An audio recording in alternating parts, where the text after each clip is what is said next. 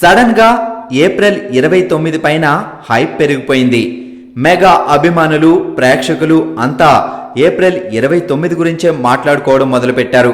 April 29న megastar Chiranjeevi 150వ సినిమా లాంఛనంగా స్టార్ట్ కాబోతోంది. అంతేకాకుండా power star Pawan Kalyan, SJ Surya combination లో తెరకెక్కనున్న హుషారు సినిమా కూడా ఏప్రిల్ 29నే ప్రారంభం కావాల్సి ఉంది. కానీ పవర్ స్టార్ పవన్ కళ్యాణ్ 2 రోజుల ముందే తన సినిమాని సింపుల్ గా పూజా కార్యక్రమాలతో మొదలు పెట్టేశారు. ఇక 29న సాయి ధరమ్ తేజ కొత్త సినిమా కూడా ప్రారంభం కానుంది.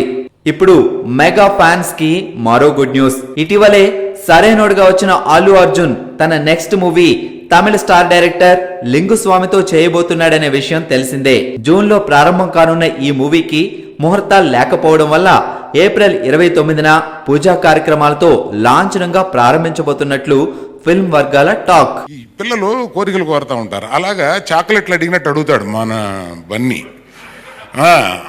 అతను ఎవరో ఒక యాడ్ ఫిల్మ్లో చూశాడంట, చాలా బ్రహ్మాండంగా తీశాడంట, రిషి పంజాబీ అని. అతను మామూలుగా యాడ్ ఫిల్మ్కే రోజుకి కొన్ని లక్షలు తీసుకుంటాడు. అతను ఈ 120 రోజులు మేము తీసిన దానికి ఎంత తీసుకోవాలి? చిన్నపిల్లలు అడిగినట్టు అడుగుతాడు, రిషి పంజాబీ కావాలి.